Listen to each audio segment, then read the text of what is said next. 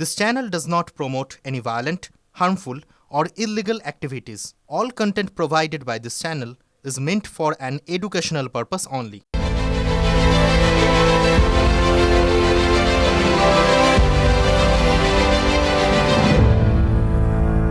নমস্কার, শনিবার সন্ধ্যাবেলায় আপনার সামনে ঠোঁটকাটা। আর আপনি জানেন ঠোঁটকাটা এখন কি নিয়ে কথা বলবে। দেখুন, আজ 1 মাস পূর্ণ হলো তিলোত্তমা ধর্ষণ এবং খুনের দায়িত্ব, তদন্তের দায়িত্ব সিবিআই নেওয়ার 1 মাস। কিন্তু 1 মাসে কি হলো? জটিলতা কাটবে? গোটা নজরটা এখন গিয়ে পড়েছে কালীঘাটে। চলুন শনিবার সন্ধ্যাবেলায় আপনাকেও কালীঘাটে নিয়ে যাই। কালীঘাটে এই মুহূর্তে অপেক্ষা করছেন আমার সঙ্গে আমার বিভিন্ন সহকর্মীরা অপেক্ষা করছেন। সৌরভ গুহ আমার সঙ্গে রয়েছেন। সৌরভ, এই মুহূর্তে যে খবর আমি পাচ্ছি, আবার জট, আবার আটকে বৈঠক। একেবারে এই মুহূর্তে আমরাও কালীঘাটে হরিশ চ্যাটার্জি স্ট্রিটের একেবারে গলির মুখে দাঁড়িয়ে আছি। ভেতর থেকে যেটুকু খবর ভেসে আসছে যে বৈঠক এখনো শুরু হয়নি। 35 জন আন্দোলনকারীদের প্রতিনিধি তারা কালীঘাটে মমতা বন্দ্যোপাধ্যায়ের বাসভবনে প্রবেশ করেছিলেন 6টা 35 মিনিটে। তারপরে প্রায় 1.5 ঘন্টা অতিক্রান্ত, এখনো পর্যন্ত। সৌরভ, সঙ্গে থাকো, আমি তোমার কাছে আসছি। কি বলছেন জুনিয়র ডক্টররা, শুনবো। কালীঘাটে মুখ্যমন্ত্রী বাড়ির সামনে দাঁড়িয়ে আছি এবং আমরা বিশ্বনাথে দাঁড়িয়ে আছি। আমাদেরকে সিনিয়র অফিসিয়ালসরা আসেন প্রথমে কথা বলতে। আমরা তাদেরকে জানাই যে আমরা স্বচ্ছতার দাবিতেই এসেছি।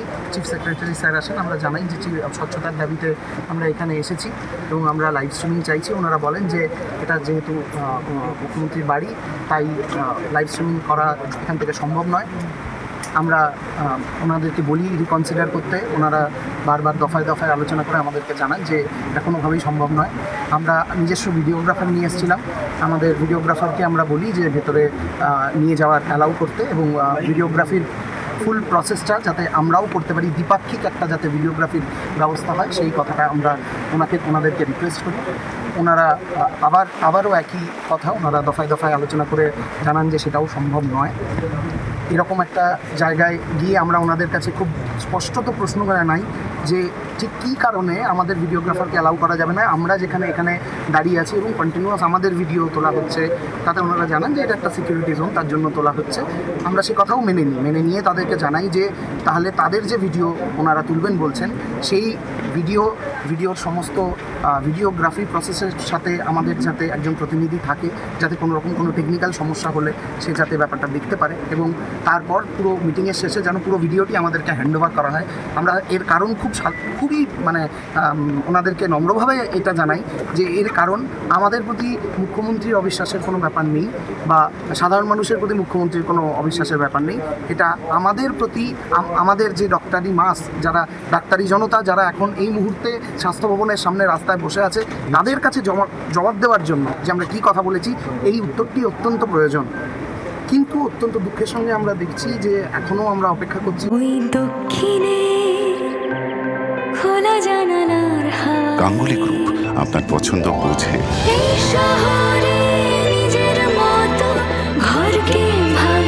গাঙ্গুলি গ্রুপ, ভরসার বসতবাটি। দেখলেন তো, নির্দিষ্টভাবে আপনাদের বারবার বলছি, বৈঠক আটকে যাচ্ছে।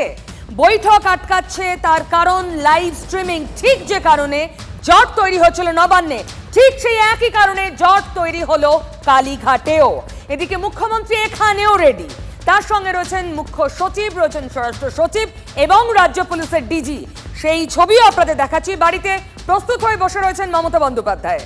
বাড়িতে বৈঠকের জন্য পৌঁছে গিয়েছেন জুনিয়র ডক্টররা। সেই ছবি যেখানে মুখ্যমন্ত্রী দেখতে পাচ্ছেন তার চিফ সেক্রেটারি, তার হোম সেক্রেটারি এবং ডিজিকে নিয়ে প্রস্তুত হয়ে রয়েছেন। এটা মুখ্যমন্ত্রীর বাড়ির আজকের সন্ধ্যের ছবি। দুপক্ষই প্রস্তুত, তবু আটকে বৈঠক, কারণ লাইভ স্ট্রিমিং। আমি আবার যাব সৌরভের কাছে। সৌরভ,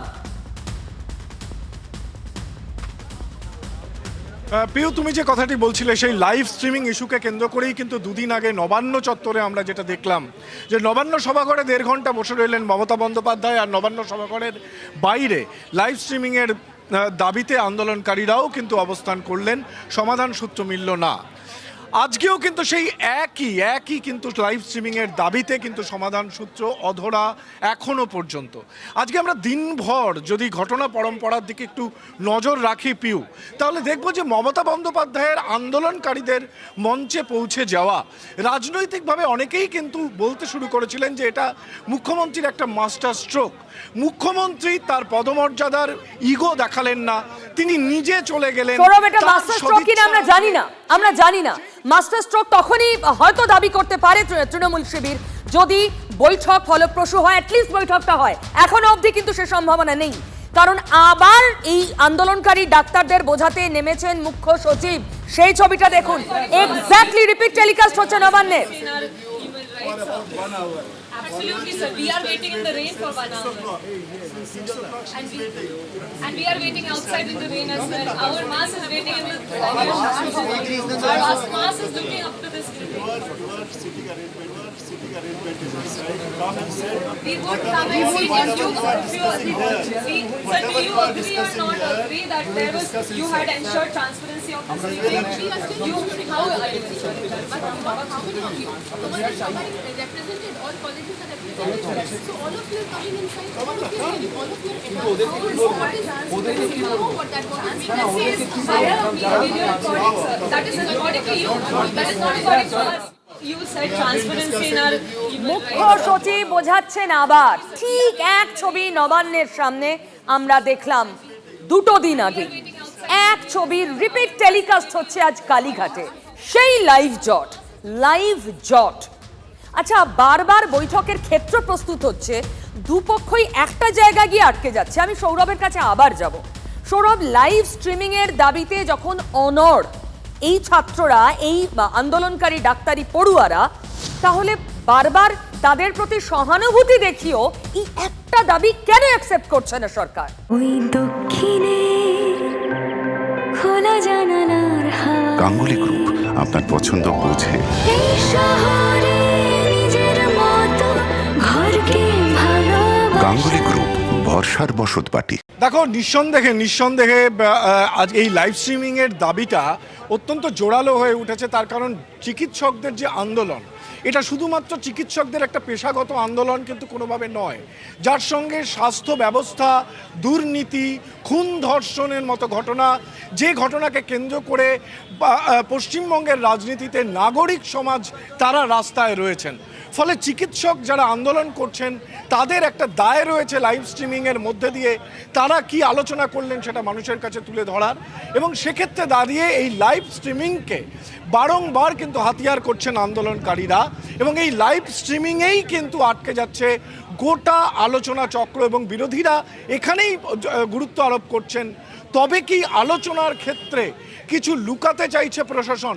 বিজেপির তরফে, অন্যান্য বিরোধী দলের তরফে কিন্তু এই লাইভ স্ট্রিমিংয়ে প্রশাসনের রাজি না হওয়ার ঘটনাকে কিছু লুকোতে চাওয়ার প্রয়াস বলেই কিন্তু ব্যাখ্যা করা হচ্ছে, যা আজকে মুখ্যমন্ত্রী আন্দোলনকারীদের মঞ্চে গিয়েও এই বিষয়টিকে বলেন যে প্রশাসনের কোনো কিছু লুকোনোর কিছু নেই, কেউ তার বন্ধুও নন, কেউ তার শত্রুও নন, এটা একটা সিস্টেম।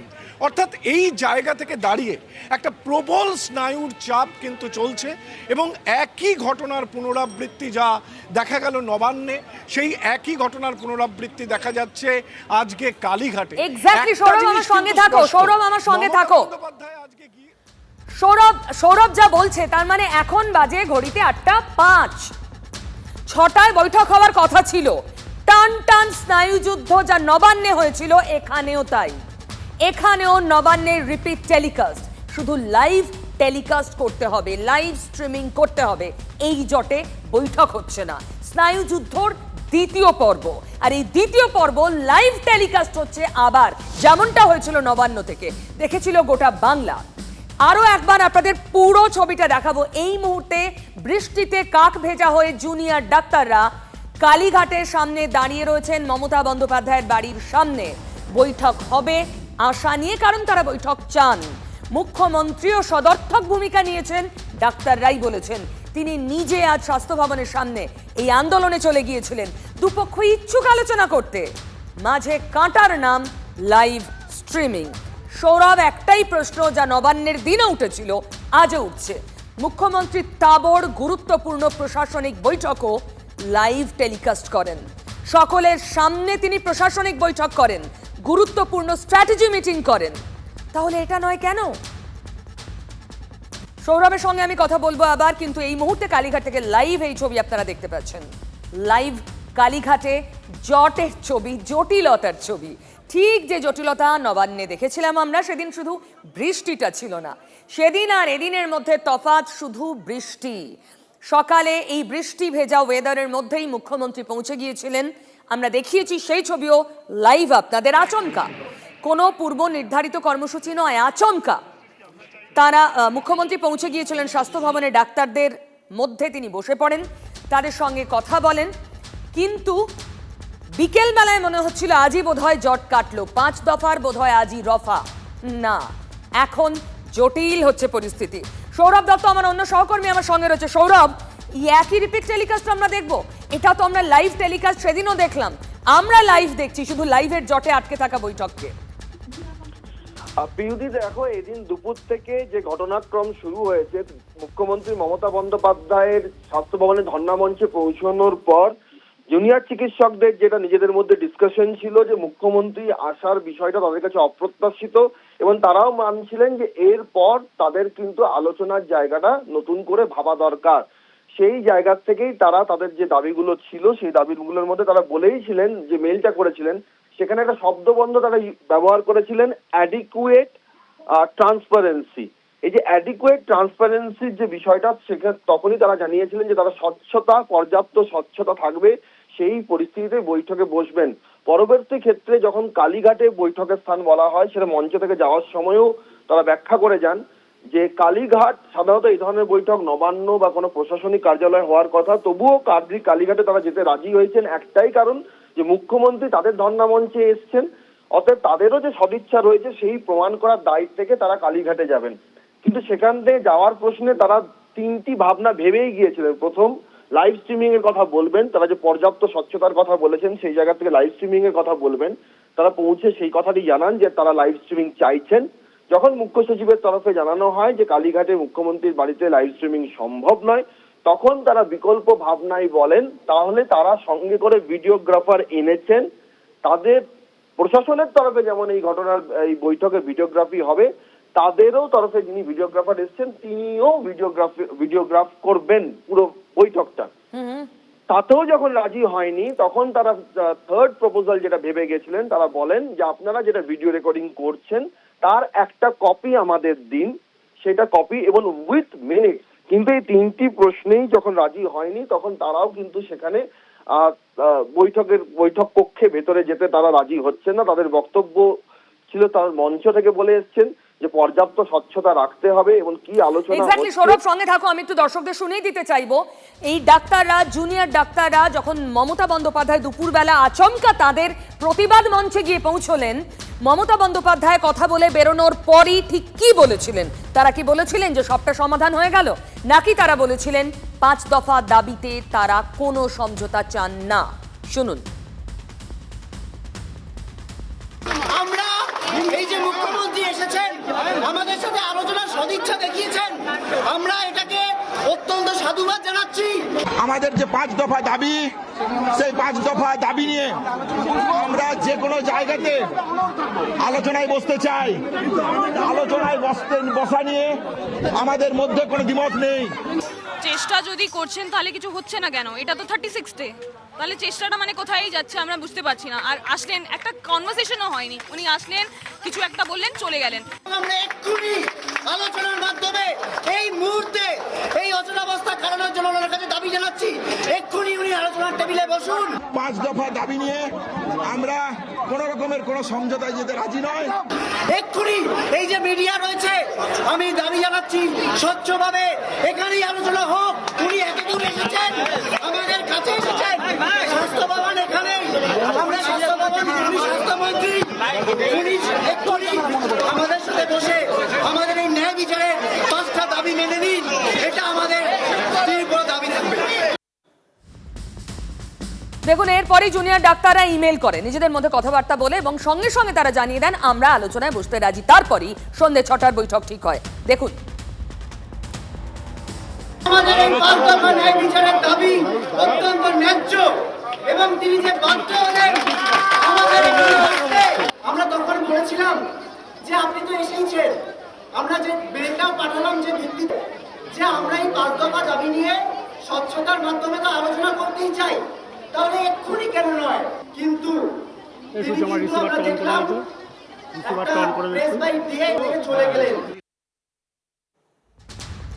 ডাক্তাররা ইচ্ছুক, মুখ্যমন্ত্রী নিজেই ইচ্ছুক, তিনি নিজে গেলেন। তারপর বৈঠকের সময় নির্ঘণ্ট ঠিক হলো সন্ধে 6টা, কিন্তু এরপরও 8:15 বাজতে যায়।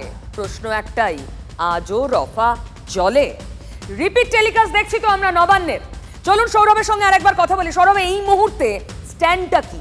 এরকম জটিলতা, এই জেদাজেদি, এই একই পর্ব চলতে থাকবে? দেখো, এই স্নায়ুযুদ্ধ, যে স্নায়ুযুদ্ধটা শুরু হচ্ছে, যে দায় কার, তার কারণ চিকিৎসকদের একটা আন্দোলন চলছে বেশ কিছু দাবিকে কেন্দ্র করে। যে দাবিকে কেন্দ্র করে তারা আন্দোলন করছেন, সেই দাবির সমর্থনে রাজ্যে মানুষ, সাধারণ নাগরিকরা তারা রাস্তায় দফায় দফায় নেমেছেন। ফলে সামগ্রিকভাবে একটা বিষয় তৈরি হয়েছে যে গোটা ঘটনা পরিস্থিতি নিয়ে যে অচলাবস্থা তৈরি হয়েছে, এর দায় কার? প্রশাসনের নাকি জুনিয়র চিকিৎসকদের? এই দায় কার, এই প্রশ্নে একটা স্নায়ুযুদ্ধ শুরু হয়েছে। যে স্নায়ুযুদ্ধ আমরা নবান্নে দেখলাম, সেই স্নায়ুযুদ্ধের পরিপ্রেক্ষিতে আজকে মুখ্যমন্ত্রীর আন্দোলনকারীদের মঞ্চে চলে যাওয়া, তিনি পিছু হটে মুখ্যমন্ত্রী হিসেবে না দিদি হিসেবে এসেছেন, আন্দোলনকে কুর্নিশ জানাচ্ছেন।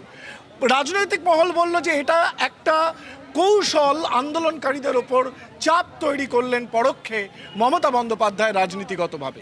এবং বিকেলবেলাতেই আমরা দেখলাম যে প্রশাসনিক ভবনে না হওয়ার কারণে অসন্তোষ থাকা সত্ত্বেও কোনো কিছু অচলাবস্থার জন্য যে তাঁরা দায়ী নন, এই জিনিসটা স্পষ্ট করতে, তাদের সদিচ্ছা স্পষ্ট করতে আন্দোলনকারীরা তারা কিন্তু এসে উপস্থিত হলেন কালীঘাটে। এবং কালীঘাটে আসার সময়ও 35 জন তারা এসেছেন। এবং তাদের এই মুহূর্তে কি অবস্থান? 3 দফা যে তাদের দাবি, লাইভ স্ট্রিমিংয়ের দাবি, তার মধ্যে সব থেকে বড় যে জায়গাটা তারাও একটা স্বচ্ছতা রাখতে চাইছেন, যে তারা কি কথা বলছেন সেটা রাজ্যবাসী এবং তাদের যারা অন্যান্য পেশাগত সহকর্মীরা আছেন, সহযোদ্ধারা আছেন, তারাও জানুন, যাতে কোনো ঘটনার দায় এই আলোচনাকারীদের ওপর না পড়ে। এবং সেই জায়গা থেকে দাঁড়িয়ে সেই লাইভ স্ট্রিমিংয়ের দাবির প্রশ্নেই কিন্তু থমকে আছে বৈঠক। এবং খুব গুরুত্বপূর্ণ, প্রথমে নবান্ন এবং তারপরে কালীঘাট। মুখ্যমন্ত্রী বৈঠক করতে চাইছেন, আন্দোলনকারীরা যে শর্ত দিয়েছেন সেই শর্ত একটা জায়গায় প্রশাসন এবং আন্দোলনকারীরা আসছেন না। কার্যত কিন্তু অচলাবস্থা, আদৌ কাটবার কোনো সমাধান সূত্র পাওয়া যাবে কি না সেইটা নিয়ে বড়সড় প্রশ্নচিহ্ন দেখা দিয়েছে। প্রায় 1.5 ঘন্টা অতিক্রান্ত, ফলে এটা নবান্নের পুনরাবৃত্তি ঘটছে কিনা এই প্রশ্নটা কিন্তু কালীঘাটের এই দ্বিতীয় পর্বেও থেকে যাচ্ছে। স্নায়ুযুদ্ধ একদম স্নায়ুযুদ্ধ 2.0 আমরা বলতেই পারি নবান্ন এবং আজ। সৌরভ, সঙ্গে থাকো, আমার সঙ্গে আরো অনেক সহকর্মীরা রয়েছেন, বারবার তো ওদের কাছে যেতেই হবে। তবে এই মুহূর্তে ব্যাপারটা স্টেলমেট হয়ে রয়েছে, দুপক্ষই নিজের অবস্থানে অনড় হয়ে দাঁড়িয়ে রয়েছে কালীঘাটে। মুখ্যমন্ত্রী প্রস্তুত, তিনি সেই ছবিটাও সামনে এনেছেন। পাশে রয়েছেন মুখ্য সচিব, পাশে রয়েছেন স্বরাষ্ট্র সচিব এবং ডিজি, তিনি প্রস্তুত তো ডাক্তাররাও, কিন্তু মাঝে লাইভের বেড়া। কিন্তু যদি আমরা একটু ভাবি, আপনিও নিশ্চয়ই এটা ভাবছেন, দেখুন নবান্নের ওই ছবিটা, মুখ্যমন্ত্রী সেদিনও প্রস্তুত ছিলেন, খালি সভাঘরে মুখ্যমন্ত্রী বসেছিলেন, একদিকে চন্দ্রিমা ভট্টাচার্য, অন্যদিকে স্বরাষ্ট্র সচিব, বাকি চেয়ার খালি, মুখ্যমন্ত্রী ঠায় বসে রইলেন। ছবিটা সামনে এলো আজ দুপুরে। কোন ছবি সামনে এলো? দুপুরে ছবিটা সামনে এলো মুখ্যমন্ত্রী নিজে চেয়ার ছেড়ে রাস্তায় নেমে আন্দোলনকারীদের মাঝে।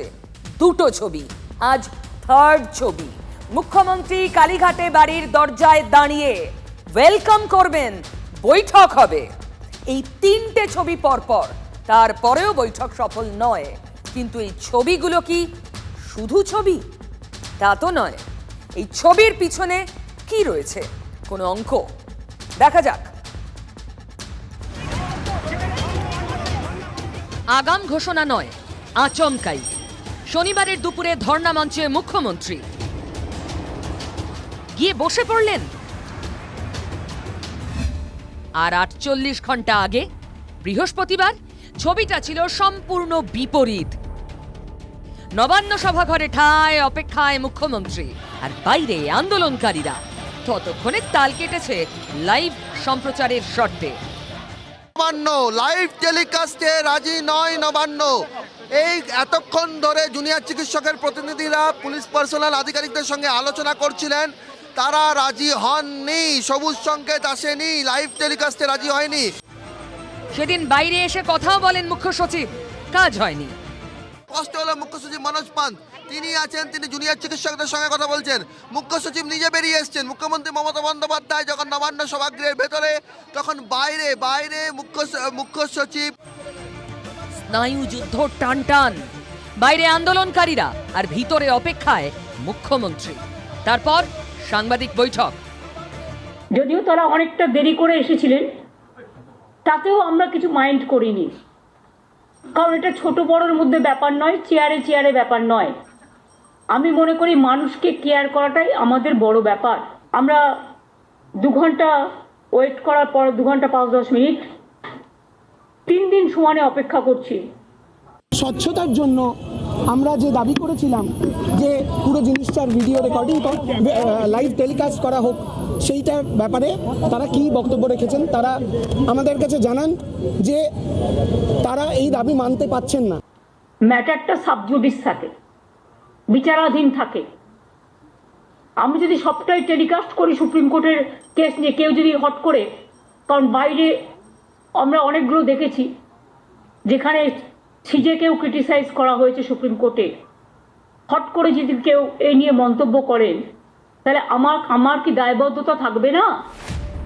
সেদিন জটিল হয়েছিল লাইভ সম্প্রচারের শর্তে।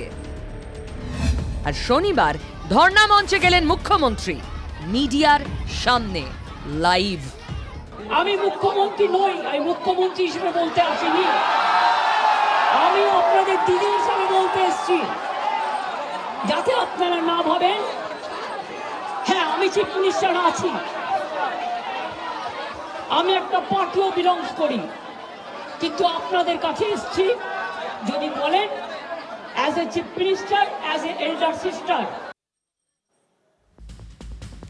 তাহলে ছবি শুধু ছবি নয়, ছবি অন্তর্নিহিত অর্থে পূর্ণ, তাই তো? মঙ্গলবার শুনানি রয়েছে সুপ্রিম কোর্টে। তার আগে 3টে ছবি সরকার পক্ষের। 1 নবান্ন খালি সভাঘরে মুখ্যমন্ত্রী, 2 জুনিয়র ডাক্তারদের ধর্ণা মঞ্চে মুখ্যমন্ত্রী, এবং 3 আজ কালীঘাটে প্রস্তুত হয়ে দাঁড়িয়ে থাকা মুখ্যমন্ত্রী। আর উল্টো দিকের ছবিটাও আপনাদের দেখাবো। উল্টো দিকে ডাক্তাররা ঠায় বৃষ্টিতে ভিজে কালীঘাটে অপেক্ষা করছেন তাদের লাইভ স্ট্রিমিং এর দাবি মানতে হবে বলে। এই দাবি নিয়ে, দাবি মানা না হলে, যদি লাইভ স্ট্রিমিং না হয় তাহলে তাদের রেকর্ড করতে দিতে হবে। দাবি মানা না হলে আজও বৈঠক নয় তার মানে। কিন্তু কি করবেন এরপর? দাঁড়িয়ে থাকবেন সারা রাত? আমার সঙ্গে রয়েছে সুশোভন। আপডেট কি?